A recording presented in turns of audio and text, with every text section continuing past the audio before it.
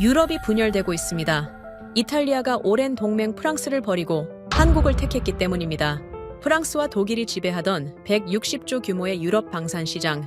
지난 70년간 단 한 번도 뚫리지 않았던 철옹성이었죠. 그런데 2025년 그 철옹성 같던 유럽의 방산 카르텔이 미국도 중국도 아닌 한국에게 무너진 겁니다. 연간 16조 원 규모의 충격적인 계약 소식, 유럽 언론이 폭발했습니다. 이탈리아는 한순간에 배신자가 됐죠. 그러나 3시간 뒤 이탈리아 총리의 긴급 성명이 발표됐고 단 한마디 문장에 유럽은 침묵할 수밖에 없었습니다. 유럽이 우리를 배신할 때 한국은 의리를 지켰습니다. 도대체 무슨 일이 벌어진 걸까요? 유럽 방산 시장을 뒤흔든 대한민국의 기술력.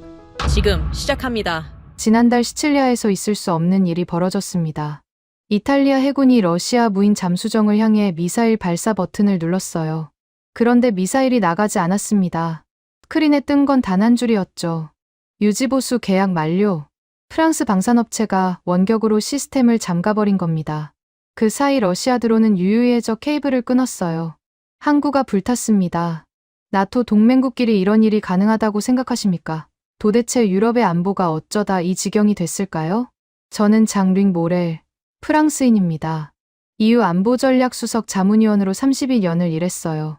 유럽 방산 시스템의 모든 톱니바퀴를 설계한 사람이 바로 접니다.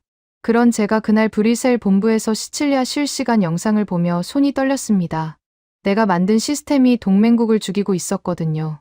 그날 아침은 평범하게 시작됐습니다. 2025년 겨울, 브뤼셀 EU 본부 지하 상황실이었어요. 저는 늘 그랬듯 에스프레소 한 잔을 들고 아침 브리핑에 참석했죠. 화면에 트럼프 대통령의 얼굴이 떴습니다. 예고 없는 긴급 영상 메시지였어요. 회의실이 조용해졌습니다. 트럼프는 특유의 손짓을 섞어가며 말했어요. GDP 대비 국방비 3%를 못 채우는 나라들. 러시아가 뭘 하든 우리는 신경 안 쓰겠습니다. 미국은 더 이상 유럽의 보모가 아니에요. 영상이 끝나자 아무도 입을 열지 못했습니다. 사실상 나토 방위 조약의 유해 선언이었거든요. 75년간 유럽의 평화를 지탱해온 안전망이 한순간에 찢어진 겁니다. 독일 대표가 물을 벌컥벌컥 마셨어요. 폴란드 대표는 고개를 떨궜습니다. 저는 에스프레소 잔을 내려놓으며 계산을 시작했어요. 이탈리아, 스페인, 벨기에, 3% 기준을 충족하지 못하는 나라가 한둘이 아니었죠. 그때 상황실 스크린 하나가 빨갛게 변했습니다. 시칠리아 해군 기지에서 긴급 연락이 들어온 거예요. 러시아 무인 잠수정이 지중해에저 케이블 부근에서 포착됐다는 보고였습니다. 저는 자리에서 벌떡 일어났어요. 해저 케이블이 끊기면 이탈리아 남부 전역의 통신망이 마비됩니다. 단순한 정찰이 아니었어요. 명백한 도발이었죠. 시칠리아 해군 작전실 영상이 실시간으로 연결됐습니다. 이탈리아 장교들이 분주하게 움직이고 있었어요. 지휘관이 소리쳤습니다. 아스터 미사일 발사 준비 완료. 요격하겠습니다. 프랑스제 아스터 미사일이었어요. 제가 직접 계약을 성사시킨 시스템이었습니다. 나토 표준 방공망의 핵심이죠. 저는 안도하며 에스프레소를 한 모금 마셨어요. 그런데 발사 버튼을 누른 뒤 화면이 이상하게 변했습니다. 미사일이 나가지 않았어요. 대신 스크린에 붉은 글씨가 떴습니다. 유지보수 계약 만료. 시스템 접근 권한 없음. 저는 잔을 놓쳤습니다. 에스프레소가 테이블 위로 쏟아졌어요. 이탈리아 지휘관이 다급하게 외쳤습니다. 뭐가 문제입니까? 왜 안 나갑니까? 기술병이 키보드를 두드리며 대답했어요. 프랑스 MBDA에서 원격으로 시스템을 잠갔습니다. 구독료 미납이라고 뜹니다. 지휘관의 얼굴이 창백해졌습니다. 버튼을 눌렀는데 날아가지 않는 미사일. 그건 무기가 아니었어요. 매달 돈을 내야만 숨을 쉴 수 있는 산소호흡기였던 겁니다. 그 사이 러시아 드론은 유유히 작전을 완료했습니다. 해저 케이블 3가닥이 절단됐어요. 시칠리아 남부 통신망이 먹통이 됐습니다. 드론 한 대가 방향을 틀더니 항구 시설을 향해 돌진했어요. 폭발이 일어났습니다. 화면에 불길이 치솟았어요. 저는 테이블을 짚고 간신히 서 있었습니다. 다리에 힘이 풀렸거든요. 1시간 뒤 프랑스 국방장관 피에르 뒤부아에게서 연락이 왔습니다. 저는 떨리는 손으로 수화기를 들었어요. 피에르의 목소리는 놀라울 정도로 태연했습니다. 장르익, 왜 그렇게 흥분했나? 행정적 착오였어. 이탈리아가 분납금을 2달이나 밀렸더군. 입금 확인되면 바로 풀어줄 걸세. 저는 이를 악물었습니다. 장관님, 항구가 불탔습니다. 사상자가 발생했어요. 이게 행정적 착오라고요? 피에르가 킬킬 웃었어요. 명품에는 원래 대가가 따르는 법이야. 에르메스 버킨백 사려면 실적 쌓고 3년을 기다려야 하잖아? 우리 무기도 마찬가지지. 전화가 끊어졌습니다. 저는 수화기를 내려놓으며 깨달았어요. 이건 실수가 아니었습니다. 길들이기였어요. 돈을 안 내면 이렇게 된다는 걸 보여주는 본보기였죠. 저녁 무렵 로마에서 급보가 날아왔습니다. 이탈리아 국방장관 귀도 크로세토가 프랑스 대사를 불러들였다는 거예요. 화상회의로 연결된 장면을 저도 지켜봤습니다. 귀도 장관은 거구의 체격에 얼굴이 시뻘겋게 달아올라 있었어요. 프랑스 대사가 입을 열었습니다. 장관님, 유감스럽게 생각합니다. 하지만 계약 조건은 명확했고 이탈리아 측에서 분납금을 지연한 것은 사실입니다. 귀도 장관이 테이블을 내리쳤어요. 유감이라고? 내 병사들이 불타는 항구를 맨손으로 지켜봐야 했소. 버튼을 눌렀는데 미사일이 안 나갔단 말이오. 대사가 어깨를 으쓱했습니다. 계약서에 명시된 조항입니다. 프랑스 탓이 아닙니다. 그 순간 귀도 장관이 책상 위에 잿더리를 집어들었어요. 그대로 대사를 향해 던졌습니다. 잿더리가 벽에 부딪혀 산산조각이 났어요. 대사가 화들짝 놀라 뒤로 물러났습니다. 귀도 장관이 으르렁거렸어요. 당장 나가시오. 오늘부로 프랑스 대사관 직원 전원의 국방부 출입을 금지하겠소. 화상 연결이 끊어졌습니다. 저는 브뤼셀 상황실에 홀로 앉아 어두운 화면을 바라봤어요. 에스프레소는 이미 차갑게 식어 있었습니다. 한 모금 마셨는데 쓴맛만 혀끝에 남았어요. 32년이었습니다. 저는 32년 동안 유럽 방산협력의 청사진을 그렸어요. 나토 회원국들이 서로의 무기를 공유하고 공동으로 위협에 대응하는 아름다운 시스템을 설계했죠. 그런데 그 시스템이 오늘 동맹국의 목을 조른 겁니다. 구독료 미납이라는 이유로요. 창밖을 봤습니다. 브뤼셀의 밤하늘에 별이 떠 있어. 저 별빛이 시칠리아까지 닿으려면 얼마나 걸릴까요? 불타는 항구를 지키던 이탈리아 병사들의 얼굴이 떠올랐습니다. 그들은 버튼을 눌렀어요. 자신들이 믿는 시스템을 믿었죠. 그런데 시스템이 그들을 배신했습니다. 아니, 제가 만든 시스템이 그들을 배신한 거예요. 주머니에서 몽블랑 만년필을 꺼냈습니다. 아버지에게 물려받은 물건이었어요. 30년 동안 모든 계약서에 이 펜으로 서명했습니다. 펜촉이 희미하게 빛났어요. 문득 이 펜으로 서명한 계약서들이 전부 족쇄가 되어 유럽을 갉아매고 있다는 생각이 들었습니다. 수첩을 펼쳤어요. 오늘 일을 기록해야 했습니다. 펜을 들었는데 손이 떨려서 글씨를 쓸 수가 없었어요. 저는 수첩을 덮고 눈을 감았습니다. 시칠리아 항구의 불길이 눈꺼풀 안쪽에서 타오르고 있었어요. 시칠리아 사태 이틀 뒤, 저는 로마로 날아갔습니다. 이탈리아 국방부 지하 벙커에서 긴급 회의가 열린다는 연락을 받았거든요. EU 안보수석자문위원 자격으로 참석하라는 지시였어요. 비행기 안에서 서류를 검토하며 생각했습니다. 이탈리아가 흥분한 건 이해하지만 결국 프랑스와 독일에게 손을 벌릴 수밖에 없을 거라고요. 유럽엔 다른 선택지가 없었으니까요. 로마 국방부 건물은 겉보기엔 평범한 행정청사였습니다. 하지만 지하로 내려가자 분위기가 완전히 달라졌어요. 철문 3개를 통과하고 홍채 인식까지 거쳐야 들어갈 수 있는 벙커였습니다. 냉전 시대의 핵전쟁을 대비해 만든 시설이라고 하더군요. 콘크리트 벽에서 냉기가 스며 나왔어요. 회의실에 들어서자 이미 주요 인사들이 자리를 잡고 있었습니다. 프랑스 국방장관 피에르 뒤부아가 맨 앞줄에 앉아 있었어요. 옆에는 독일 KMW사 영업이사 한스가 팔짱을 끼고 있었습니다. 두 사람 모두 여유로운 표정이었어요. 마치 이미 결과를 알고 있는 사람들처럼요.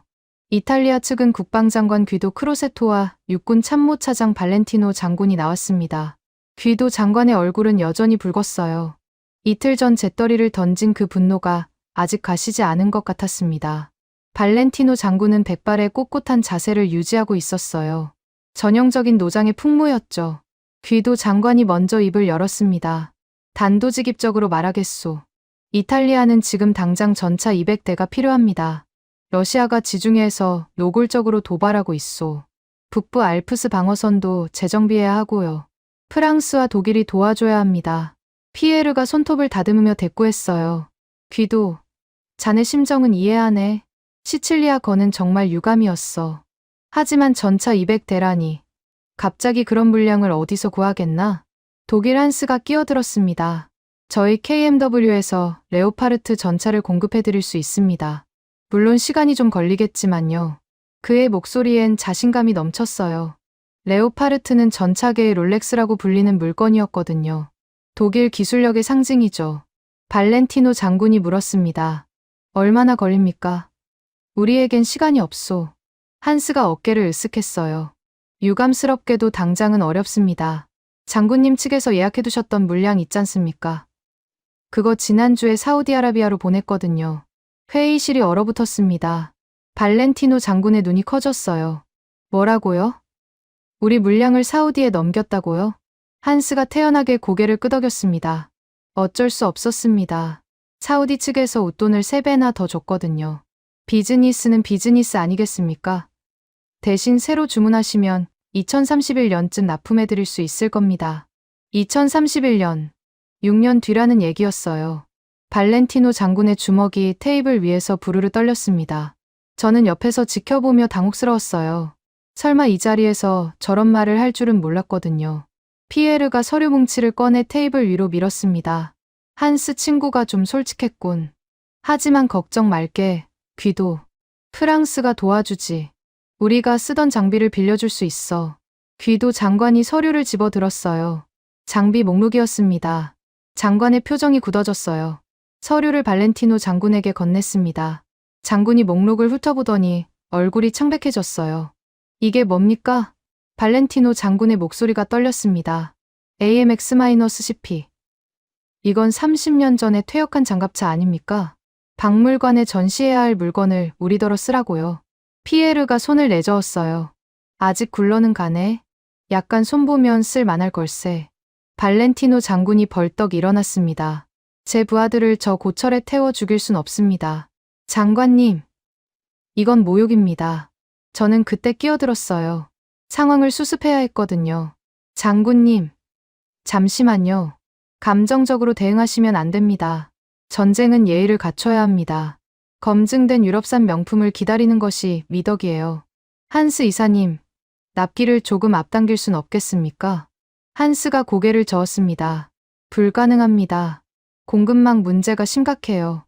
원자재 값도 폭등했고, 노조 파업도 있었고요. 저희도 어쩔 수가 없습니다. 발렌티노 장군이 저를 쳐다봤어요. 그 눈빛에 실망이 가득했습니다. 장르 위원님, 당신도 저들 편입니까? 우리 병사들이 죽어가는 동안 기다리라고요? 저는 대답하지 못했습니다. 뭐라고 해야 할지 몰랐거든요. 논리적으로 따지면 제 말이 맞았어요. 유럽 방산 시스템 안에서 해결책을 찾아야 했습니다.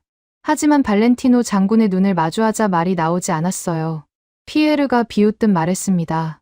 발렌티노 장군, 그렇게 급하시면 미국한테 가보시지 그래요?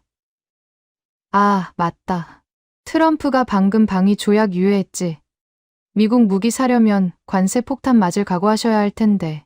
발렌티노 장군의 얼굴이 벌겋게 달아올랐습니다. 주먹을 불끈 쥐더니 테이블을 내리쳤어요. 서류들이 바닥에 흩어졌습니다. 됐습니다. 더 이상 들을 필요 없소. 장군은 회의실을 박차고 나갔어요. 철문이 쾅 닫혔습니다. 울림이 벙커 전체에 퍼졌어요. 피에르가 장군의 등 뒤를 향해 소리쳤습니다. 싫으면 미국 관세 폭탄이나 맞으시든가. 선택은 당신들 몫이야. 귀도 장관이 자리에서 일어났어요. 얼굴에 핏줄이 솟아 있었습니다. 하지만 아무 말 없이 회의실을 나갔어요. 문이 닫히는 순간 피에로와 한스가 눈을 마주치며 웃었습니다. 저는 그 웃음이 섬뜩했어요. 회의가 끝난 뒤 저는 복도에 혼자 서 있었. 발렌티노 장군의 눈빛이 머릿속에서 떠나지 않았어요. 32년 동안 저는 유럽 방산협력의 설계자였습니다. 동맹국들이 서로 돕는 아름다운 시스템을 만들었다고 자부했죠. 그런데 오늘 제가 목격한 건 뭐였습니까? 동맹국이 위기에 처했는데 웃돈 낸 쪽에 물량을 넘기고 30년 묵은 고철을 들이미는 장면이었어요. 지하 벙커를 나와 로마 시내를 걸었습니다. 해가 지고 있었어요. 트레비 분수 앞을 지나는데 관광객들이 동전을 던지며 웃고 있었습니다. 그들은 몰랐겠죠. 이 나라가 지금 얼마나 절박한 상황인지요. 저도 며칠 전까지는 몰랐으니까요. 호텔 방에 돌아와 침대에 앉았습니다. 서류 가방에서 오늘 회의 자료를 꺼냈어요. AMX-CP 장갑차 사진이 눈에 들어왔습니다. 녹이 쓴 차체, 갈라진 고무 패킹, 구식 조준경. 저걸 타고 러시아 드론과 싸우라는 겁니까? 발렌티노 장군 말이 맞았어요. 저건 무기가 아니라 관이었습니다. 주머니에서 몽블랑 만년필을 꺼냈습니다. 펜촉을 바라봤어요. 이 펜으로 수많은 계약서에 서명했습니다. 프랑스와 이탈리아의 방산협력 계약, 독일 전차 공동 구매 협정, 나토 방공망 통합 계약, 전부 유럽의 평화를 위한 일이라고 믿었어요. 그런데 오늘 그 계약서들이 어떻게 쓰이는지 봤습니다. 동맹국을 길들이는 족쇄로 쓰이고 있었어요. 창밖을 봤습니다. 로마의 밤하늘에 별이 보이지 않았어요. 도시의 불빛이 너무 밝았거든요. 시칠리아에서는 지금도 항구 잔해를 치우고 있겠죠. 부상당한 병사들은 병원에 누워 있을 거예요. 그런데 프랑스와 독일은 웃고 있었습니다. 그들이 내민 건 구원의 동아줄이 아니었어요. 목을 매달 썩은 밧줄이었습니다. 이탈리아는 철저히 호구 취급을 당한 거예요. 저는 그걸 뻔히 보면서도 아무것도 하지 못했습니다. 아니, 오히려 기다리라고 말했어요. 검증된 명품을 기다리는 게 미덕이라고요. 수첩을 펼쳤습니다. 오늘 일을 기록해야 했어요. 펜을 들었는데 또 손이 떨렸습니다. 발렌티노 장군의 마지막 말이 귓가에 맴돌았어요. 당신도 저들 편입니까? 저는 한참을 멍하니 앉아 있다가 수첩을 덮었습니다. 답을 찾지 못했거든요. 이틀 뒤 이상한 소문이 돌았습니다. 로마 총리 관저에서 극비 회의가 열린다는 거예요. 그런데 초청자 명단에 제 이름이 없었습니다. EU 안보수석자문위원인 제가 빠지다니요. 뭔가 이상했어요. 저는 브뤼셀 본부에 연락해 정보를 캐냈습니다. 들려온 소식에 귀를 의심했어요. 한국이었습니다. 이탈리아가 한국 방산 대표단을 비밀리에 불렀다는 거예요. 저는 즉시 로마행 비행기를 탔습니다. 이건 막아야 했어요. 유럽 안보 체계를 아시아 업체에 넘길 순 없었거든요. 총리 관저에 도착했을 때 경비가 저를 막았습니다. 초청자 명단에 없다는 거예요. 저는 EU 안보수석자문위원 신분증을 내밀며 버텼습니다. 실랑이가 20분쯤 계속됐어요. 결국 귀도 장관에게 연락이 갔고 저는 겨우 입장할 수 있었습니다. 회의실은 총리 관저 지하에 있었어요. 화물 승강기를 타고 내려가야 했습니다. 007 영화에 나올 법한 구조였죠. 승강기 문이 열리자 콘크리트 복도가 펼쳐졌어요. 형광등 불빛이 차갑게 깜빡거렸습니다. 회의실 문을 열었습니다. 이미 회의가 진행 중이었어요. 긴 테이블 한쪽에 이탈리아 측 인사들이 앉아 있었습니다. 귀도 장관, 발렌티노 장군, 그리고 재무차관으로 보이는 중년 남자. 맞은편에 낯선 동양인 2명이 앉아 있었어요. 저는 그들을 훑어봤습니다. 첫 번째 남자는 50대 초반으로 보였어요. 며칠 밤을 샌 듯 구겨진 양복을 입고 있었습니다. 눈에는 핏발이 서 있었고 턱에는 수염이 거뭇거뭇 자라 있었어요. 세일즈맨이라기보다는 전시 상황실장 같은 분위기였죠. 두 번째 남자는 40대 중반쯤 돼 보였습니다. 손톱에 기름때가 끼어 있었어요. 엔지니어였겠죠. 귀도 장관이 저를 보더니 미간을 찌푸렸습니다. 장 릭 위원, 초청하지 않았는데요. 저는 빈자리에 앉으며 대꾸했어요. EU 안보 사안에 제가 빠질 순 없지 않겠습니까? 무슨 회의입니까? 귀도 장관이 한숨을 쉬었습니다. 소개하지요. 한국방위사업청 유럽사업단장 강진혁 씨. 그리고 현대로템 기술연구소 박수석입니다. 강진혁이라는 남자가 고개를 숙여 인사했어요. 저는 인사를 받지 않았습니다. 대신 비아냥거리듯 물었어요. 한국이라고요? 이탈리아는 페라리의 나라 아닙니까? F1 서킷에 지금 현대차를 끌고 들어오겠다는 겁니까? 회의실이 조용해졌습니다. 발렌티노 장군이 저를 노려봤어요. 하지만 강진혁은 표정 하나 바꾸지 않았습니다. 오히려 담담하게 대꾸했어요. 위원님, 진흙탕에서는 페라리가 아니라 갤로퍼가 왕입니다. 저희는 서킷용 장난감을 파는 게 아닙니다. 야전용 생존 도구를 팔아요. 저는 코웃음을 쳤습니다. 생존 도구라. 한국산 무기가 유럽 전장에서 통할 거라고 생각하십니까? 나토 표준도 안 맞고 정비 체계도 다른데요. 강진혁이 고개를 끄덕였어요. 좋은 지적입니다. 그래서 저희가 준비한 게 있어요.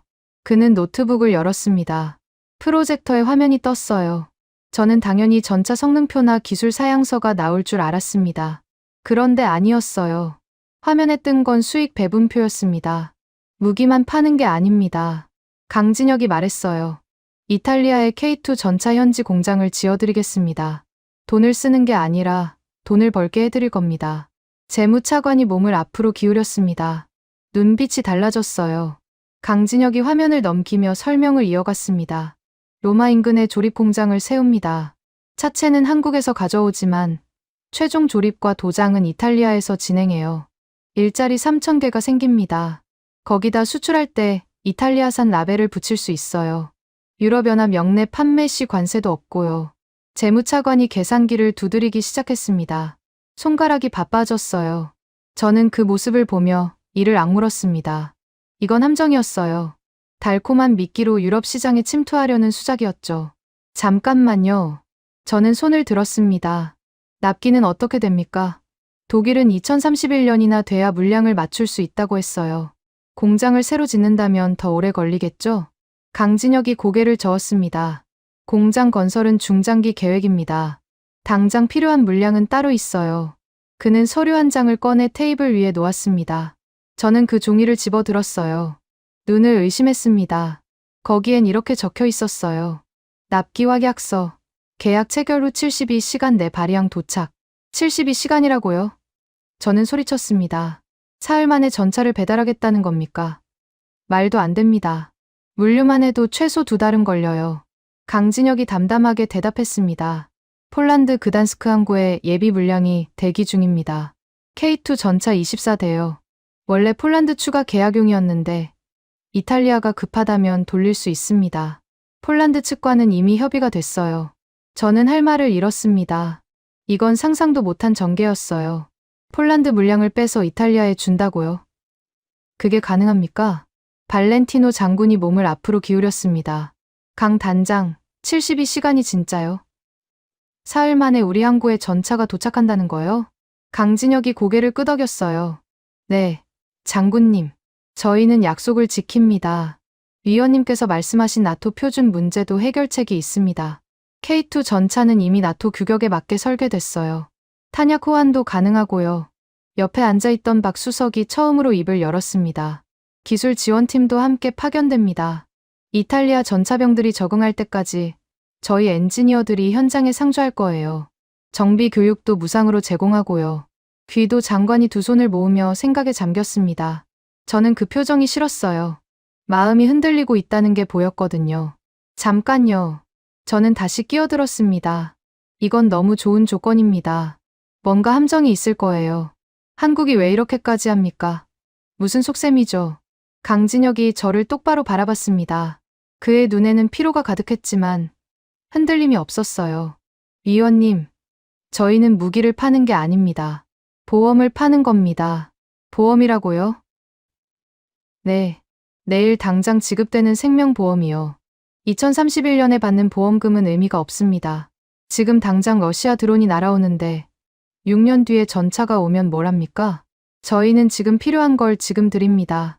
회의실이 조용해졌습니다. 재무차관이 계산기를 내려놓았어요. 숫자가 나온 모양이었습니다. 그의 눈빛이 달라져 있었어요. 탐욕이라기보다는 희망에 가까운 빛이었죠. 발렌티노 장군이 강진혁을 바라보며 물었습니다. 강 단장, 한 가지만 묻겠소. 왜 이렇게까지 하는 거요? 솔직히 말해주시오. 강진혁이 잠시 침묵했습니다. 그리고 나지막이 대답했어요. 장군님, 저희도 한때 아무것도 없었습니다. 전쟁 직후 폐허에서 시작했어요. 맨손으로 철을 두드려서 여기까지 왔습니다. 그래서 압니다. 급할 때 손 내밀어주는 사람이 진짜 친구라는 거요. 저희는 그런 친구가 되고 싶습니다. 저는 그 말을 듣고도 믿을 수가 없었습니다. 사업가가 저런 말을 한다고요? 분명 마케팅 화술일 거예요. 저는 이 거래의 허점을 찾아내기로 했습니다. 반드시 꼬투리를 잡을 겁니다. 회의가 끝났습니다. 이탈리아 측은 검토 후 연락하겠다고 했어요. 저는 회의실을 나서며 강진혁과 눈이 마주쳤습니다. 그는 가볍게 목례를 했어요. 저는 무시하고 지나쳤습니다. 승강기를 타고 올라오면서 생각했습니다. 72시간, 현지 공장, 기술 이전. 너무 좋은 조건이었어요. 분명 뭔가 있을 겁니다. 저는 그걸 찾아낼 거예요. 유럽 안보를 아시아 업체에 넘길 순 없었거든요. 하지만 마음 한구석이 불편했습니다. 발렌티노 장군의 눈빛이 떠올랐어요. 이틀 전 저들 편이냐고 물었던 그 눈빛. 오늘은 다른 눈빛이었습니다.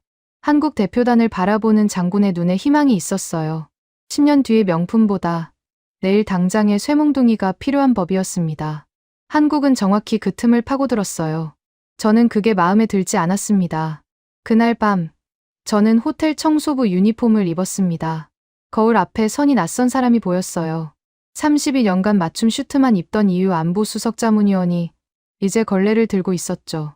하지만 상관없었습니다. 한국 대표단의 꼬투리를 잡아야 했거든요. 그들이 묵는 호텔을 알아내는 건 어렵지 않았어요. 로마 시내의 3성급 비즈니스 호텔이었습니다. 그것도 의외였어요. 대형 계약을 따내러 온 사람들이 그 정도 호텔에 묵는다고요? 자정이 넘어서 호텔에 잠입했습니다.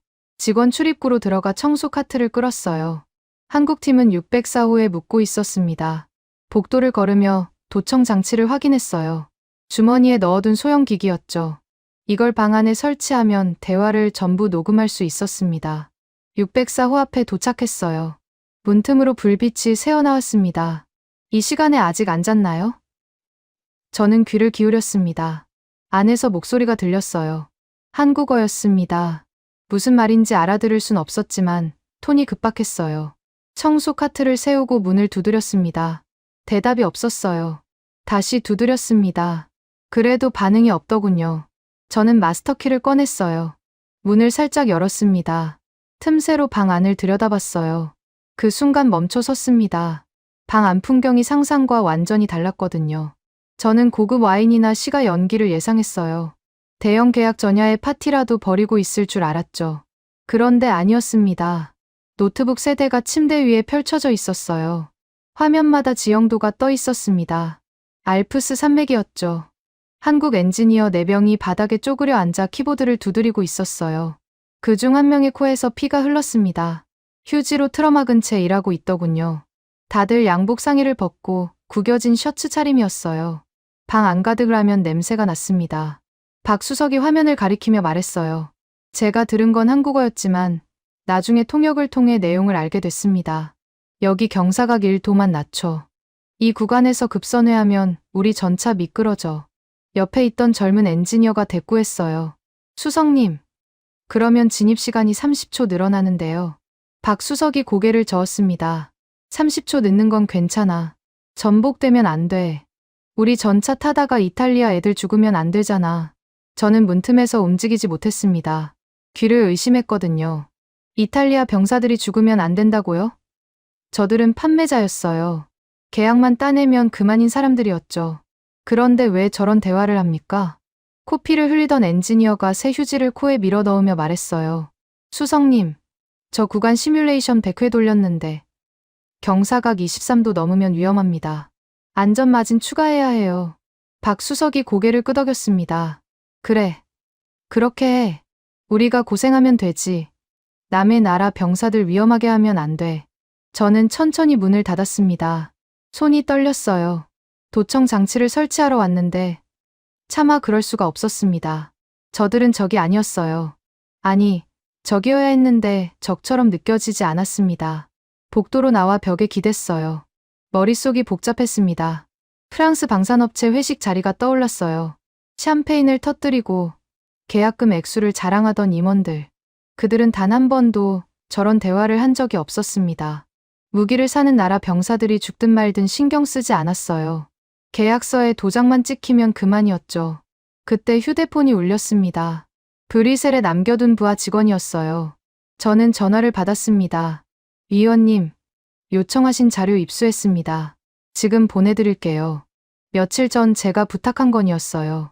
프랑스 국방부 내부 문건과 독일 전차 부품 원산지 증명서, 한국의 꼬투리를 잡으려고 비교 자료를 요청했던 겁니다. 저는 호텔 로비로 내려가 노트북을 펼쳤어요. 첨부 파일을 열었습니다. 첫 번째 파일은 프랑스 국방부 극비 문건이었어요. 파일명이 눈에 들어왔습니다. 작전명, 부러진 장화. 장화는 이탈리아 반도의 지형을 가리키는 은어였죠. 저는 문건을 읽기 시작했습니다. 읽다가 손이 멈췄어요. 심장이 얼어붙는 것 같았습니다. 문건의 내용은 이랬습니다. 러시아가 지중해로 남하할 경우 이탈리아 반도를 완충 지대로 활용한다. 이탈리아군이 러시아를 최대한 오래 묶어두는 동안 프랑스는 알프스 터널을 폭파하고 방어선을 구축한다. 이탈리아의 희생을 통해 프랑스 본토를 사수한다. 저는 눈을 비볐습니다. 다시 읽었어요. 글자가 바뀌지 않았습니다. 이탈리아를 미끼로 던진다는 얘기였어요. 75년 동맹국을 총알바지로 쓰겠다는 계획이었습니다. 두 번째 파일을 열었습니다. 독일 KMW사의 레오파르트 전차 부품 원산지 증명서였어요. 한스가 그렇게 자랑하던 전차계의 롤렉스. 저는 증명서를 훑어봤습니다. 특수강 부품 항목에서 눈이 멈췄어요. 원산지란에 적힌 글자. 중화인민공화국. 제조사. 바오산강철. 저는 화면을 다시 확인했습니다. 틀림없었어요. 독일제 특수강이라던 부품이 중국산이었습니다. 노트북을 덮었습니다. 손이 떨렸어요. 로비 소파에 앉아 천장을 바라봤습니다. 32년이었습니다. 저는 32년 동안 유럽 방산협력의 설계자라고 자부했어요. 동맹의 가치를 믿었습니다. 그런데 그 동맹의 실체가 이거였습니까? 프랑스는 이탈리아를 총알바지로 쓸 계획을 세우고 있었어요. 독일은 중국산 부품을 독일제라고 속여 팔고 있었고요. 시칠리아에서 미사일이 안 나간 것도, 이탈리아 물량을 사우디에 넘긴 것도 전부 우연이 아니었습니다. 처음부터 이탈리아는 호구였던 거예요. 저는 청소부 유니폼을 벗어 던지고 6층으로 다시 올라갔습니다. 604 호합 복도에 섰어요. 문틈으로 여전히 불빛이 새어나왔습니다. 새벽 3시였는데 아직도 일하고 있더군요. 한참을 서 있었습니다. 뭘 해야 할지 몰랐어요. 그때 문이 열렸습니다. 박 수석이 나왔어요. 저를 보더니 깜짝 놀랐습니다. 위원님 아니세요? 이 시간에 여기서 뭘 하고 계세요? 저는 대답하지 못했습니다. 입이 열리지 않았거든요. 박 수석이 제 얼굴을 들여다봤어요. 안색이 안 좋으시네요. 무슨 일 있으세요? 저는 고개를 저었습니다. 박 수석이 복도 끝 자판기를 가리켰어요. 잠깐만요. 따뜻한 거 하나 뽑아드릴게요. 그는 자판기로 가더니 버튼을 눌렀습니다. 종이컵이 떨어지고 갈색 액체가 채워졌어요. 박 수석이 돌아와서 컵을 건넸습니다. 믹스커피예요. 한국에서 가져왔어요. 힘드실 때 마시면 좋아요. 저는 컵을 받았습니다. 손가락 끝으로 온기가 전해졌어요. 한 모금 마셨습니다. 달았어요. 설탕이 잔뜩 들어간 촌스러운 맛이었죠. 그런데 목구멍을 타고 내려가는 순간 뭔가 녹는 것 같았습니다. 박 수석이 웃었어요. 맛없죠. 한국 사람들은 이거 없으면 밤샘을 못해요. 저는 고개를 들어 그를 바라봤습니다. 기름때 낀 손톱, 충혈된 눈, 구겨진 셔츠. 그런데 그의 얼굴엔 피로 대신 열정이 있었어요. 남의 나라 병사들을 걱정하는 사람의 얼굴이었습니다. 박 수석, 저는 물었습니다. 왜 이렇게까지 합니까? 계약 따면 그만 아닙니까? 박 수석이 잠시 생각하더니 대답했어요. 위원님, 저희 전차 타다가 사람이 죽으면 그건 제 책임이에요. 계약서에 사인한 건 회사지만 도면 그린 건 저거든요. 그래서 잠이 안 와요. 저는 더 이상 말하지 못했습니다. 컵을 다 비우고 쓰레기통을 찾았어요. 버리려는데 주머니에서 뭔가 손에 잡혔습니다. 몽블랑 만년필이었어요. 저는 펜을 꺼내 바라봤습니다. 30년 동안 모든 계약서에 서명했던 펜. 프랑스의 배신, 독일의 사기, 그 모든 서류에 이 펜촉이 닿았습니다. 저는 펜을 두 손으로 잡았어요. 그리고 꺾었습니다. 딱 소리가 났어요. 부러진 펜을 쓰레기통에 버렸습니다. 박 수석이 의아한 표정으로 저를 봤어요. 저는 빈 종이컵을 만지작거리며 말했습니다. 박 수석, 나한테 할 일이 있소. 내일 아침에 얘기합시다. 사흘 뒤 브뤼셀 EU 본부 대강당에서 안보특별위원회 공개 청문회가 열렸습니다. 이탈리아의 한국산 무기 도입권을 공식 논의하는 자리였어요. 전 세계 언론이 몰렸습니다. CNN, BBC, 알자지라까지. 유럽 방산 질서가 흔들리는 역사적 순간이었거든요. 저는 청문회장에 가지 않았습니다. 아니, 갈 수가 없었어요. 피에르 장관이 제 출입을 막았거든요. 공식 사유는 이해충돌 방지였습니다. 비공식적으로는 제가 한국 측과 접촉했다는 첩보가 돌았어요. 저는 브뤼셀 외곽의 작은 호텔에 숨어 있었습니다. TV로 생중계를 지켜보는 수밖에 없었죠. 화면에 청문회장이 떴습니다. 반원형 좌석이 계단식으로 배치된 거대한 공간이었어요. EU 회원국 대표들이 빼곡히 앉아 있었습니다. 중앙 연단에 피에르 장관이 섰어요. 검은 양복에 붉은 넥타이, 자신감 넘치는 표정이었습니다. 피에르가 마이크를 잡았어요. 존경하는 위원 여러분, 오늘 이 자리에서 분명히 말씀드리겠습니다. 그의 목소리가 강당에 울렸습니다. 저는 TV 앞에서 주먹을 불끈 쥐었어요. 이탈리아가 한국산 무기를 도입한다면 프랑스는 나토 전술 데이터 링크 접속 코드를 차단하겠습니다. 웅성거림이 퍼졌어요. 피에르가 손을 들어 조용히 시켰습니다. LN-16은 나토군의 신경망입니다. 이게 없으면 전차는 눈먼 벙어리가 돼요. 아무리 좋은 무기도 혼자선 못 싸웁니다. 이탈리아가 현명한 선택을 하길 바랍니다. 사실상 협박이었어요. 한국 무기를 사면 나토에서 왕따시키겠다는 거였죠. 카메라가 이탈리아 대표석을 비췄습니다. 귀도 장관의 얼굴이 굳어 있었어요. 옆에 앉은 발렌티노 장군이 고개를 떨궜습니다. 저는 창밖을 봤어요. 비가 내리고 있었습니다. 지금 당장 청문회장에 가야 했습니다. 하지만 출입이 막혀 있었어요. 어떻게 해야 하지? 그때 휴대폰이 울렸습니다. 강진혁 단장이었어요. 위원님, 지금 어디 계십니까? 브뤼셀 외곽 호텔이오. 청문회장 출입이 막혔소. 잠시 침묵이 흘렀습니다. 강진혁이 말했어요. 위원님, 저희가 방법을 찾았습니다. 지금 바로 청문회장으로 오실 수 있겠습니까? 출입이 막혔다니까요. 정문 말고 지하 주차장으로 오세요. 저희 차가 기다리고 있을 겁니다. 저는 망설였어요. 이건 배신이었습니다. 32년간 몸담은 유럽 방산 체제에 대한 배신. 하지만 시칠리아 불타는 항구가 떠올랐어요. 박수석의 기름때 낀 손톱이 떠올랐습니다. 남의 나라 병사들이 죽으면 안 된다던 그 말이요. 알겠소. 가겠소. 비를 맞으며 택시를 잡았습니다. EU 본부 지하 주차장에 도착하니 검은 승합차가 대기하고 있었어요. 차 문이 열렸습니다. 안에 강진혁과 박수석이 타고 있었어요. 강진혁이 서류 봉투를 건넸습니다. 위원님, 이거 보세요. 봉투를 열었어요. 미국 국방부 직인이 찍힌 문서였습니다. 저는 내용을 읽으며 눈이 커졌어요. 이게 진짜요? 강진혁이 고개를 끄덕였습니다. 어젯밤 펜타곤에서 날아왔습니다. 미국은 프랑스의 독점에 질렸어요. 한국의 KLink 시스템을 나토의 새로운 백업 표준으로 승인했습니다.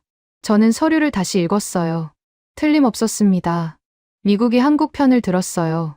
프랑스가 LN-16을 끊어도 한국 시스템으로 대체할 수 있다는 뜻이었죠. 청문회장에 어떻게 들어갑니까? 저는 물었어요. 박수석이 가방에서 뭔가를 꺼냈습니다. EU 본부 직원 신분증이었어요. 제 사진이 붙어 있었습니다. 기술 지원팀 명찰입니다. 이걸로 들어가세요. 저는 신분증을 받아들었어요. 손이 떨렸습니다. 이걸 하면 돌아갈 수 없었어요. 32년 경력. EU 안보수석자문위원이라는 직함. 전부 날아갈 겁니다. 강진혁이 저를 바라봤어요. 위원님, 강요하지 않겠습니다. 선택은 위원님 몫입니다. 저는 눈을 감았어요. 부러진 장화 문건이 떠올랐습니다. 이탈리아를 총알바지로 쓰겠다는 계획. 중국산 부품을 독일제라고 속여 판 송장. 구동료 미납으로 미사일을 잠근 시스템. 이게 제가 32년간 지켜온 유럽 방산의 실체였어요. 눈을 떴습니다. 갑시다. 지하 주차장에서 엘리베이터를 타고 올라갔어요. 복도를 지나 청문회장 뒷문에 도착했습니다. 경비가 신분증을 확인했어요. 긴장되는 순간이었죠. 경비가 고개를 끄덕이며 문을 열어줬습니다. 청문회장 안은 열기로 가득했어요. 피에르가 여전히 연단에서 연설 중이었습니다. 유럽의 안보는 유럽이 지켜야 합니다. 외부 세력에 의존하는 것은 자존심을 버리는 것입니다. 저는 통로를 따라 앞으로 걸어갔어요. 사람들 사이를 비집고 나아갔습니다. 비에 젖은 머리카락이 이마에 달라붙었어요. 양복도 축축하게 젖어 있었죠. 누군가 제 얼굴을 알아봤어요. 웅성거림이 퍼졌습니다. 피에르가 말을 멈추고 저를 바라봤어요. 그의 얼굴에 당혹감이 스쳤습니다. 장릭, 자네가 왜 여기 있나? 출입 금지됐잖아. 저는 연단 앞에 섰습니다. 마이크를 잡았어요. 손이 떨렸지만 목소리는 단단했습니다. 위원 여러분, 제가 보여드릴 게 있습니다. 주머니에서 USB를 꺼냈어요. 기술팀 직원에게 건넸습니다. 잠시 후 대형 스크린에 문서가 떴습니다. 부러진 장화 작전 문건이었어요. 이건 프랑스 국방부 극비 문서입니다. 저는 말했어요. 러시아가 남하할 경우 이탈리아를 완충지대로 활용한다는 계획입니다. 이탈리아군이 시간을 버는 동안 알프스 터널을 폭파하고 프랑스만 지킨다는 내용이에요. 청문회장이 술렁였습니다. 이탈리아 대표석에서 귀도 장관이 벌떡 일어났어요. 얼굴이 창백해졌습니다. 저는 화면을 넘겼어요. 두 번째 문서가 떴습니다. 이건 독일 KMW사의 부품 원산지 증명서입니다. 독일제 특수강이라던 부품의 실제 원산지는 중국입니다. 바오산 강철에서 만든 겁니다. 웅성거림이 더 커졌어요. 독일 대표가 자리에서 일어나려다 다시 앉았습니다. 피에르가 마이크를 잡았어요. 이건 조작이야. 장르익, 자네 한국에 매수당한 거 아닌가? 저는 고개를 저었습니다. 피에르, 나는 32년 동안 유럽을 위해 일했소. 하지만 오늘 알았소. 내가 지켜온 건 유럽이 아니라 카르텔이었소. 피에르의 얼굴이 불그락푸르락해졌어요. 그래봤자 나토 코드는 내 손에 있어. 에링크마이너스 16 없이 어떻게 싸울 건데? 그때 강진혁 단장이 앞으로 나왔습니다. 손에 서류를 들고 있었어요. 장관님, 이걸 보시죠. 강진혁이 서류를 스크린에 띄웠어요. 미국 국방부 직인이 선명했습니다. 미국은 어제부로 한국의 KLink 시스템을 나토의 새로운 백업 표준으로 승인했습니다. 프랑스가 에링크마이너스 16을 끊어도 상관없습니다. 한국 시스템으로 전환하면 됩니다. 청문회장이 조용해졌어요. 피에르의 얼굴에서 핏기가 빠졌습니다. 귀도 장관이 천천히 일어났어요. 목소리가 떨렸지만 단호했습니다. 피에르 장관, 오늘 모든 게 분명해졌소. 당신들은 우리를 총알바지로 쓸 계획이었소. 가짜 부품을 팔았고 무기를 인질로 잡았소. 귀도 장관이 주머니에서 펜을 꺼냈어요. 테이블 위에 놓인 서류를 집어들었습니다. 현대로템 계약서였어요. 당신들의 가짜 명품은 이제 사양하겠소. 이탈리아는 한국을 선택합니다. 귀도 장관이 계약서에 서명했습니다. 펜이 종이 위를 미끄러지는 소리가 마이크를 통해 퍼졌어요. 청문회장 전체가 숨을 죽였습니다. 피에르가 분노를 참지 못하고 소리쳤어요. 이건 배신이야. 유럽을 배신하는 거라고. 그는 옆에 있던 화상 연결 모니터를 주먹으로 내리쳤습니다. 유리가 깨지며 화면이 꺼졌어요. 경비들이 달려왔습니다. 피에르는 경비들에게 둘러싸인 채 끌려 나갔어요. 저는 연단에 서서 그 광경을 지켜봤습니다. 30여년간 쌓아온 모든 것이 무너지는 순간이었어요. 하지만 이상하게도 후회는 없었습니다. 강진혁이 제 옆에 섰어요. 작은 목소리로 말했습니다. 위원님, 감사합니다. 저는 고개를 저었어요. 고마워할 것 없소. 나는 그냥 진실을 말했을 뿐이오. 청문회장 밖으로 나왔습니다. 비가 그쳐 있었어요. 구름 사이로 햇살이 비쳤습니다. 젖은 양복이 차갑게 느껴졌지만 마음은 가벼웠습니다. 계약서 잉크가 마르기도 전이었습니다. 72시간 뒤, 저는 이탈리아 남부 바리앙구에 서 있었어요. 아드리아해에서 불어오는 바람이 차가웠습니다. 하지만 추위를 느낄 겨를이 없었어요. 눈앞에 펼쳐진 광경에 넋이 나갔거든요. 대형 화물선 세 척이 항구에 정박해 있었습니다. 크레인이 쉴 새 없이 움직이고 있었어요. 선체에서 무언가가 내려오고 있었습니다. 검은색 철갑을 두른 거대한 몸체. K2 흑표 전차였어요. 한 대, 두 대, 세 대. 전차들이 줄지어 부두에 내려섰습니다. 옆에 서 있던 이탈리아 병사가 중얼거렸어요. 이게 진짜 배달이 되는 겁니까? 저도 믿기지 않았습니다. 사흘 전만 해도 이 전차들은 폴란드 그단스크 항구에 있었어요. 발트해에서 지중해까지 유럽을 종단한 겁니다. 육로로 일부를 수송하고 해로로 나머지를 옮겼다더군요. 한국 물류팀이 밤새 루트를 짰다고 했어요. 강진혁 단장이 제 옆으로 왔습니다. 그의 눈 밑에 짙은 다크서클이 내려앉아 있었어요. 사흘 동안 거의 못 잔 게 분명했죠. 위원님, 약속대로 72시간입니다. 저는 고개를 끄덕였어요. 말이 나오지 않았습니다. 프랑스와 독일은 2031년을 말했어요. 6년 뒤라고요. 그런데 한국은 사흘 만에 전차를 가져다 놓았습니다. 이게 같은 지구상의 일인지 의심스러웠어요. 발렌티노 장군이 부두를 성큼성큼 걸어왔습니다. 백발의 노장이 전차 앞에 섰어요. 검은 철갑을 손으로 만졌습니다. 쓰다듬듯이 천천히요.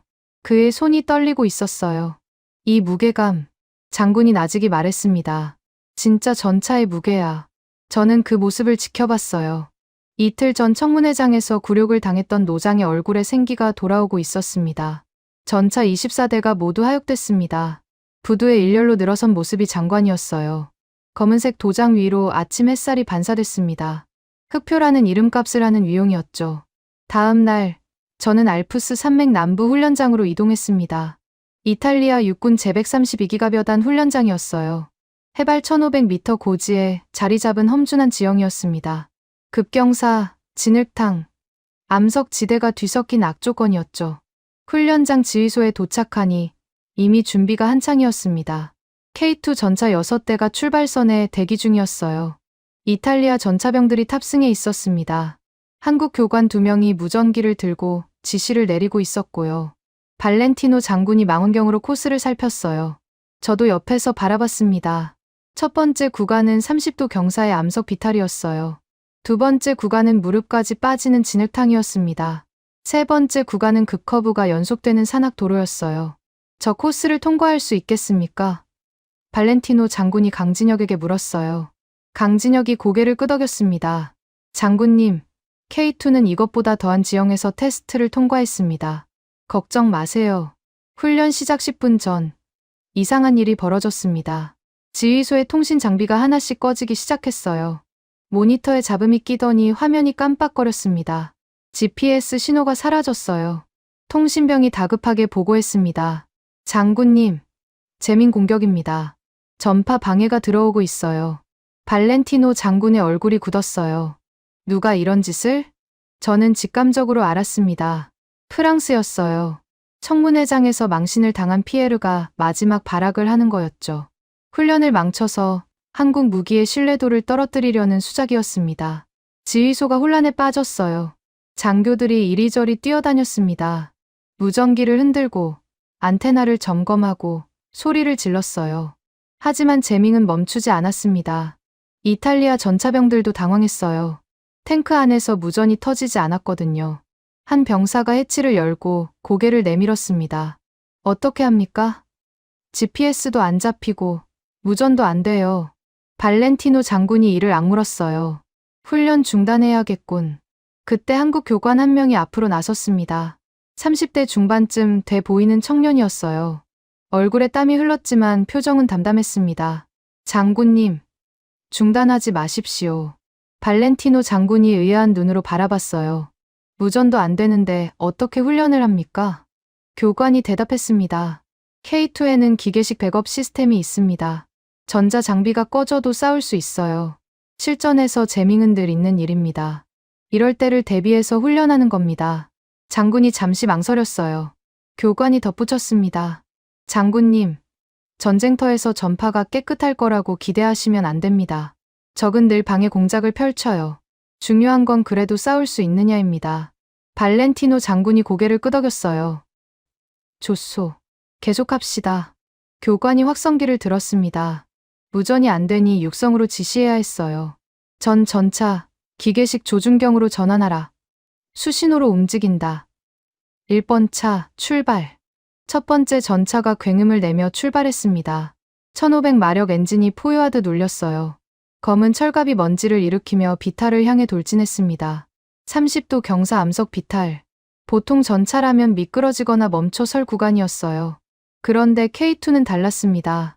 차체가 앞으로 기울었어요. 마치 몸을 숙이는 것처럼요. 유기압 편수 장치가 작동하는 거였습니다. 전차가 지형에 맞춰 자세를 바꾸더니 바위를 타고 올라갔어요.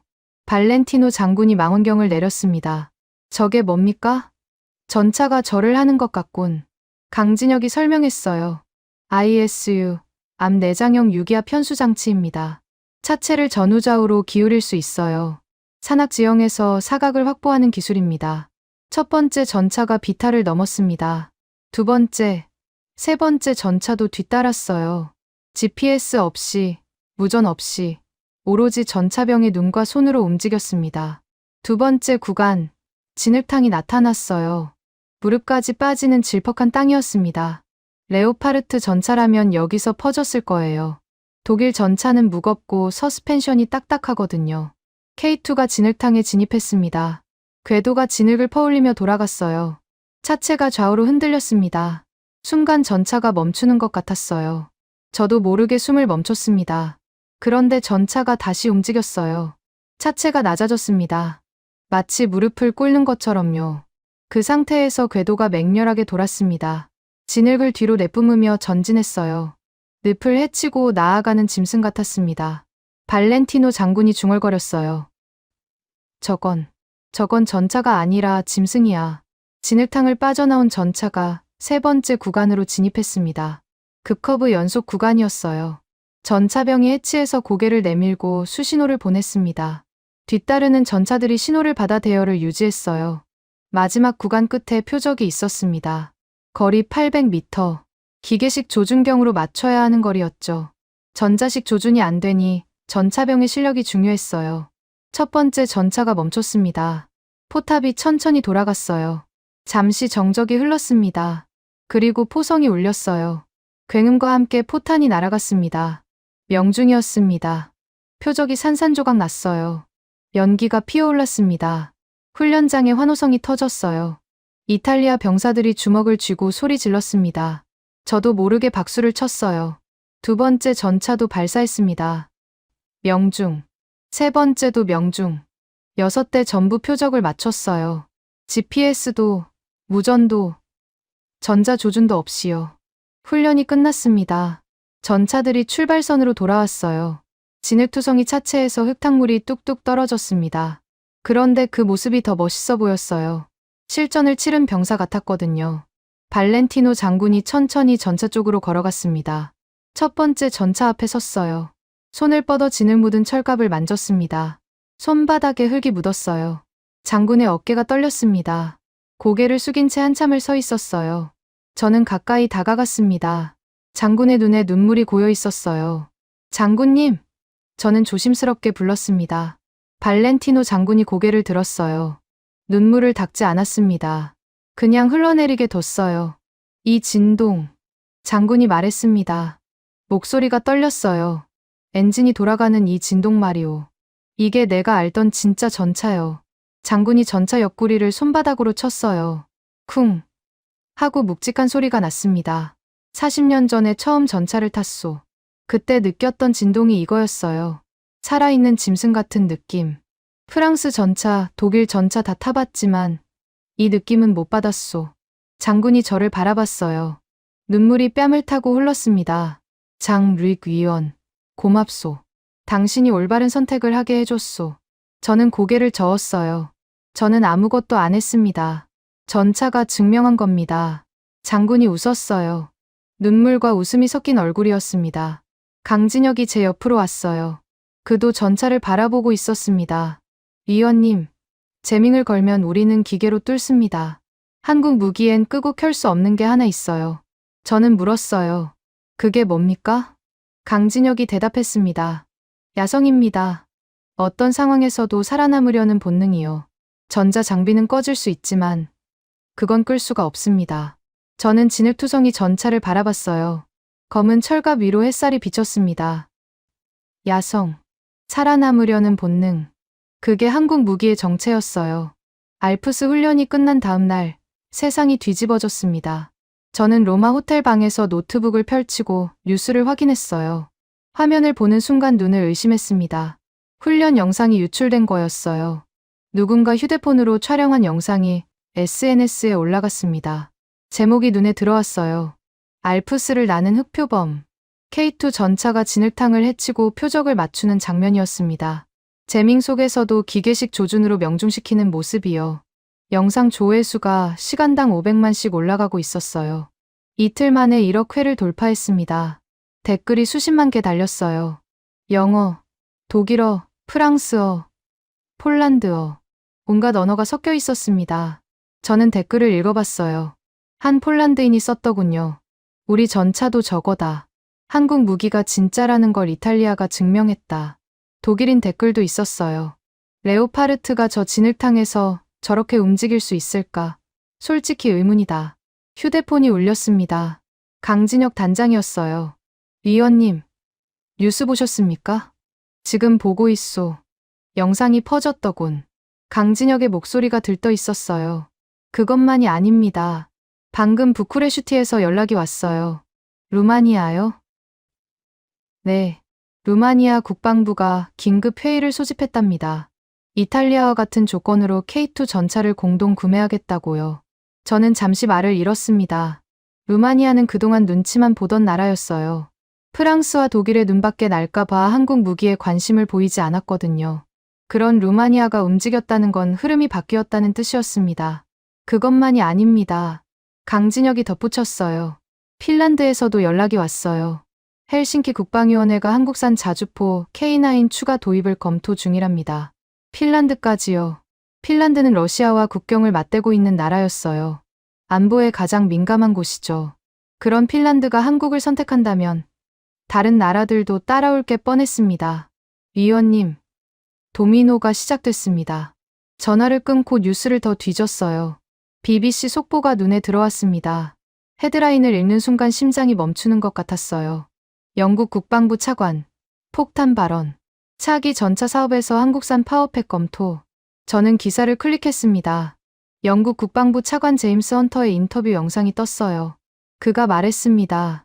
이탈리아 훈련 영상을 봤습니다. 인상적이었어요.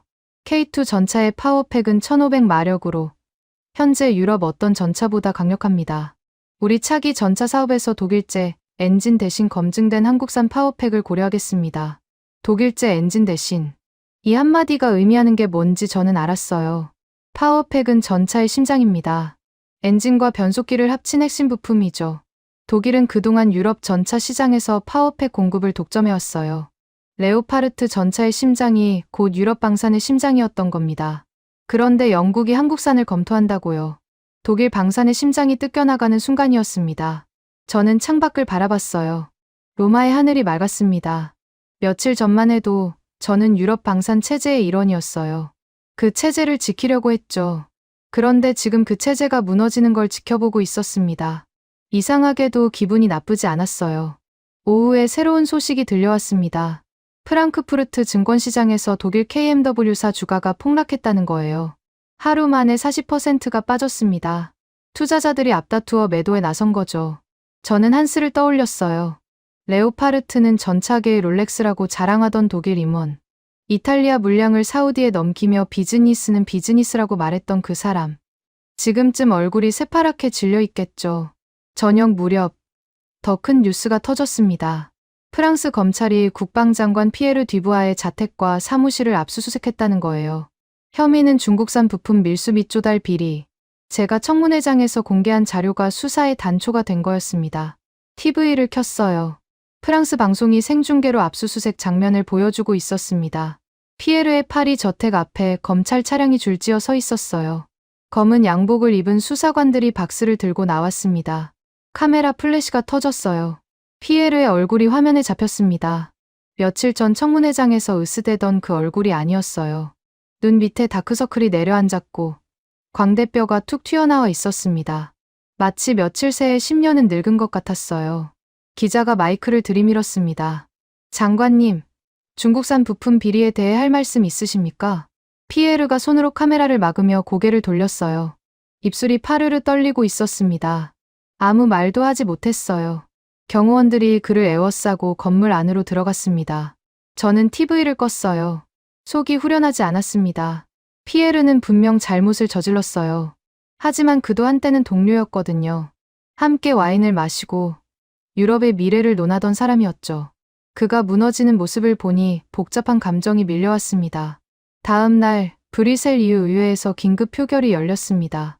안건은 유럽산 무기 우선 조항 폐기였어요. 그동안 EU 회원국들은 영내에서 생산된 무기를 우선 구매해야 했습니다. 프랑스와 독일이 만들어낸 규칙이었죠. 사실상 외부 경쟁자를 차단하는 장벽이었어요. 표결 결과가 나왔습니다. 찬성 421표, 반대 153표. 압도적 차이로 조항이 폐기됐어요. 유럽 방산 시장의 빗장이 열린 겁니다. 그리고 두 번째 안건이 상정됐습니다. 대한민국을 유럽 안보의 핵심 파트너로 격상시키는 결의안이었어요. 찬성 392표, 반대 178표. 이것도 통과됐습니다. 저는 휴대폰으로 실시간 중계를 보며 멍하니 앉아 있었어요. 핵심 파트너. 이 칭호가 의미하는 바가 뭔지 알았습니다. 이제 한국은 유럽 안보논의 테이블에 정식으로 앉게 된 거예요. 무기 판매국이 아니라 동반자로서요. 강진혁에게서 메시지가 왔어요. 짧은 문장이었습니다. 위 의원님, 해냈습니다. 저는 답장을 보내지 않았어요. 대신 창밖을 바라봤습니다. 로마의 석양이 붉게 물들고 있었어요. 철옹성 같던 유럽 방산 카르텔의 성벽이 무너지고 있었습니다. 한국이라는 작은 균열이 그 거대한 벽을 허문 거예요. 그날 밤 호텔 바에서 혼자 와인을 마셨습니다. 30년 묵은 보르도였어요. 입안에서 탄닌이 퍼졌습니다. 익숙한 맛이었죠. 그런데 이상하게도 예전 같지 않았어요. 며칠 전 박수석이 건넨 믹스커피가 떠올랐습니다. 달고 촌스러운 맛. 그런데 그 커피에는 뭔가가 있었어요. 치열함이라고 해야 할까요? 밤새 남의 나라 병사를 걱정하며 일하는 사람들의 땀 냄새가 녹아 있었죠. 와인 잔을 내려놓았습니다. 더 이상 마시고 싶지 않았어요. 휴대폰이 울렸습니다. 브뤼셀 EU 본부에서 온 공식 메일이었어요. 제목을 보고 고개를 갸웃거렸습니다. 복직 제안서. 메일을 열었어요. EU 신임 집행부가 저에게 복직을 제안한다는 내용이었습니다. 피에르가 실각하면서 자리가 비었거든요. 안보 분야 최고 전문가인 제가 돌아와서 유럽의 명예를 지켜달라는 거였죠. 저는 메일을 닫았습니다. 답장을 쓰지 않았어요. 창밖으로 로마의 밤하늘이 보였습니다. 별이 몇 개 떠 있었어요. 저 별빛 아래 어딘가에서 한국 엔지니어들이 밤을 새고 있겠죠. 코피를 흘리면서도 도면을 그리고 시뮬레이션을 돌리고 남의 나라 병사들을 걱정하면서요. 저는 결심했습니다. 유럽으로 돌아가지 않기로요. 2026년 1월 24일 토요일 저는 인천국제공항 제2터미널 입국장 게이트 앞에 서 있었습니다. 3개월 만에 밟는 아시아 땅이었어요. 아니, 정확히 말하면 처음 밟는 한국 땅이었습니다. 입국장을 빠져나오자 사람들이 분주하게 오갔어요. 가족을 마중 나온 사람들, 여행을 떠나는 연인들, 출장에서 돌아온 사업가들. 그들의 얼굴에는 일상이 있었습니다. 저는 잠시 멈춰 서서 그 풍경을 바라봤어요. 주머니에서 수첩을 꺼냈습니다. 낡은 가족 표지가 손에 익숙했어요. 지난 3개월간의 기록이 빼곡히 적혀 있었죠.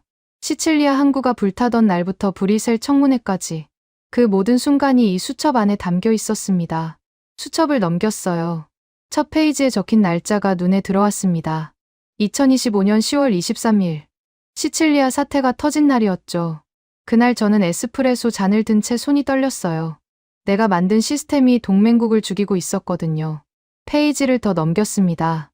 로마 벙커 회의. 한국 대표단과의 첫 만남. 호텔 604호에서 본 광경. 코피를 흘리면서도 도면을 그리던 엔지니어들. 남의 나라 병사들이 죽으면 안 된다던 박수석의 말. 믹스커피의 달콤한 맛. 수첩 마지막 페이지에는 며칠 전 도착한 메일이 붙어 있었어요. EU 신임 집행부의 복직 제안서였습니다. 다시 돌아와서 유럽의 명예를 지켜달라는 내용이었죠. 32년 경력에 걸맞은 직위와 연봉이 제시되어 있었어요. 브뤼셀 최고급 아파트, 전용 차량, 비서 3명. 예전에 저라면 당장 수락했을 조건이었습니다. 저는 그 메일을 찢어버렸어요. 조각난 종이를 쓰레기통에 버렸습니다. 위 의원님, 고개를 들었어요. 강진혁 단장이 손을 흔들며 다가오고 있었습니다.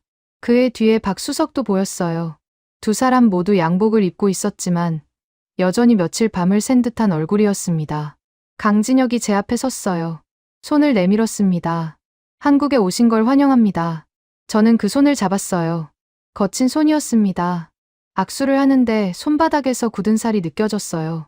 서류만 만지던 제 손과는 달랐습니다. 고맙소. 강 단장. 박수석이 다가왔어요. 여전히 손톱에 기름때가 끼어 있었습니다. 그가 웃으며 말했어요. 위 의원님, 아침 드셨어요? 공항 밥이 별로던데. 나가서 뭐 드실까요? 저는 고개를 저었습니다. 괜찮소. 그것보다 커피 한 잔 마시고 싶군. 박수석이 주변을 둘러봤어요. 저기 카페 있는데 거기서 드실까요? 아니요. 저는 말했습니다. 자판기 있소? 박수석이 의아한 표정을 지었어요. 강진혁이 웃으며 말했습니다. 저쪽 편의점 앞에 있습니다. 우리는 자판기 앞으로 걸어갔어요. 저는 주머니에서 동전을 꺼냈습니다. 출국 전 환전해둔 한국 돈이었죠. 버튼을 눌렀어요. 윙. 소리가 나더니 종이컵이 떨어졌습니다. 갈색 액체가 채워졌어요. 컵을 들었습니다. 김이 피어올랐어요. 한 모금 마셨습니다. 달았습니다. 설탕이 잔뜩 들어간 촌스러운 맛이었어요. 그런데 목구멍을 타고 내려가는 순간 몸이 따뜻해지는 것 같았습니다. 로마 호텔 복도에서 처음 마셨던 그 맛이었어요. 맛있소. 저는 말했습니다. 박수석이 웃었어요. 진짜요? 그냥 믹스커피인데. 그래서 맛있는 거요. 저는 컵을 들고 창가로 걸어갔습니다. 공항 유리창 너머로 활주로가 보였어요.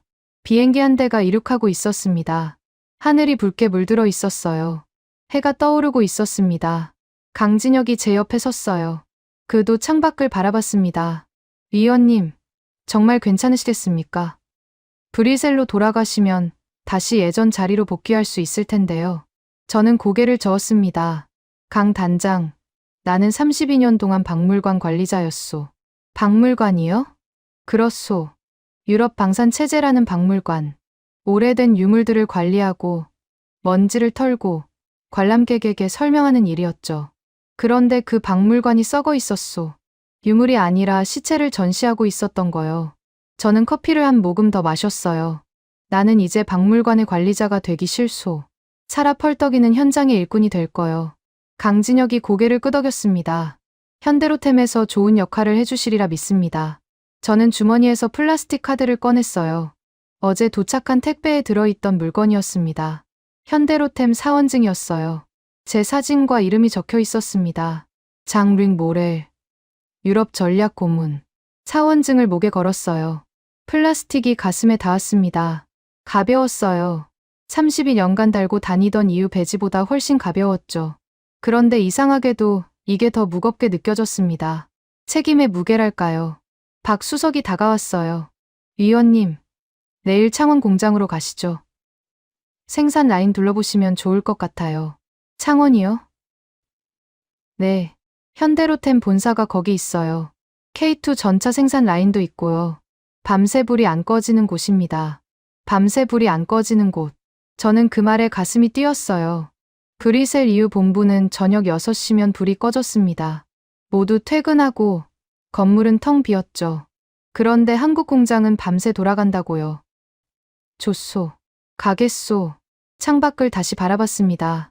해가 완전히 떠올랐어요. 붉은 태양이 활주로 위로 빛을 쏟아내고 있었습니다. 비행기 한 대가 착륙했어요.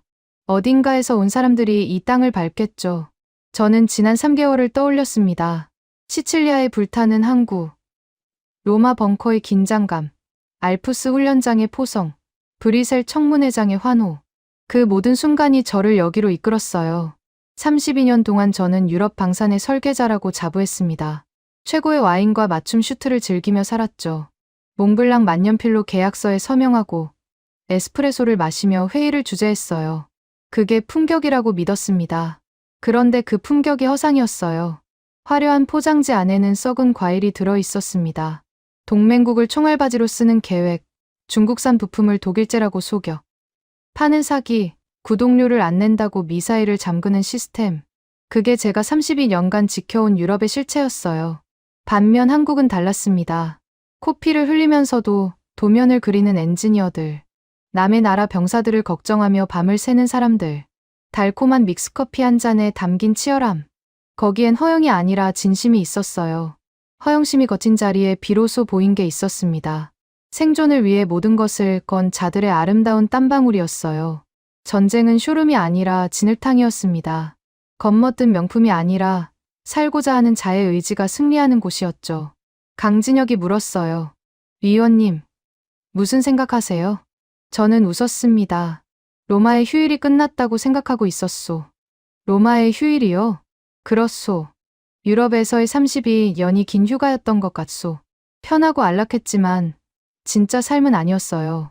이제야 진짜 일을 시작하는 기분이오. 강진혁이 고개를 끄덕였어요. 한국에서의 시간이 위원님께 의미 있는 시간이 되길 바랍니다. 저는 빈 종이컵을 쓰레기통에 버렸습니다. 그리고 두 사람을 바라봤어요. 강 단장, 박수석, 나를 받아줘서 고맙소. 늙은이가 폐를 끼치지 않도록 열심히 하겠소. 박수석이 손을 내저었어요. 무슨 말씀이세요?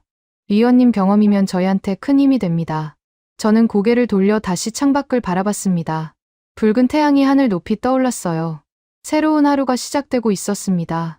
로마의 휴일은 끝났습니다. 이제 서울의 시간이 시작되는 거였어요. 저는 가방을 들고 걸음을 옮겼습니다. 강진혁과 박수석이 양옆에서 따라왔어요. 공항 출구를 향해 걸으며 생각했습니다. 창원 공장에는 어떤 풍경이 펼쳐져 있을까요? 밤새 불이 꺼지지 않는 그곳에서 저도 함께 땀을 흘릴 수 있을까요? 출구 문이 열렸습니다. 한국의 겨울바람이 얼굴을 스쳤어요. 차가웠지만 상쾌했습니다. 저는 깊이 숨을 들이마셨어요. 새로운 시작이었습니다. 지금까지 대한민국의 감동을 전하는 감동유나였습니다. 대한민국의 기적 같은 이야기 다음에 또 들려드리겠습니다. 선배님들, 좋은 하루 되세요.